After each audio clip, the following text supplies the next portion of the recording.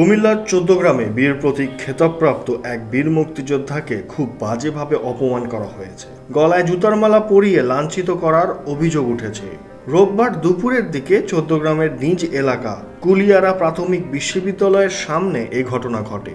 এই ঘটনায় সামাজিক যোগাযোগ মাধ্যমে নিন্দার ঝড় উঠেছে। ওই বীর মুক্তিযোদ্ধার নাম আব্দুল হাই কানু।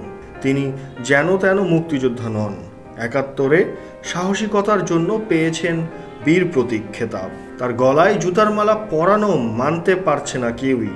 ঘটনার একটি ভিডিও ছড়িয়ে পড়ার পর সামাজিক যোগাযোগ মাধ্যমে নিন্দার ঝড় উঠেছে।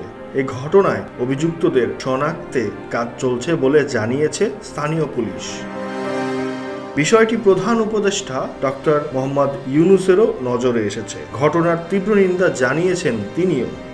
সেই সঙ্গে এই ঘটনায় জড়িতদের আইনের আওতায় আনতে পুলিশ ও স্থানীয় প্রশাসনকে নির্দেশ দিয়েছেন। সেই সঙ্গে আইন নিজের হাতে তুলে না নিতে সবার প্রতি আহ্বান জানিয়েছেন ডক্টর ইউনূস।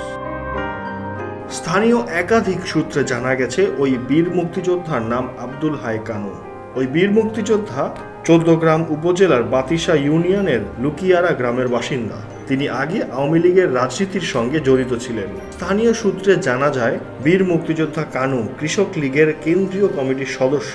তবে সাবেক রেলমন্ত্রী মুজিবুল হকের সঙ্গে বিরোধ ছিল তার, ফলে আওয়ামী লীগের আমলেও অনেকটা এলাকা ছাড়া ছিলেন তিনি। আব্দুল হাই কানুর গলায় যারা জুতার মালা পরিয়েছেন তাদের অনেকে জামায়াত সমর্থক বলে জানিয়েছেন স্থানীয়রা।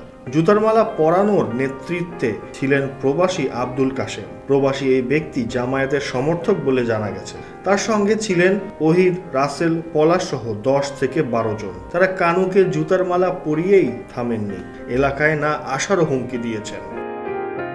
মুক্তিযোদ্ধা আব্দুল হাই কানু সাংবাদিকদের বলেন, হঠাৎ তাকে একা পেয়ে জোর করে ওরা জুতার মালা গলায় দিয়ে ভিডিও করেন। তিনি বলেন, বিচার কার কাছে চাইব, মামলা দিয়ে আর কি হবে। তিনি আরো বলেন, তিনি আওয়ামী লীগ করলেও বিগত দিনে তাদের কোনো ক্ষতি করেনি, উল্টো আওয়ামী লীগের এমপির রোষানলে পরে ৮ বছর এলাকা ছাড়া ছিলেন।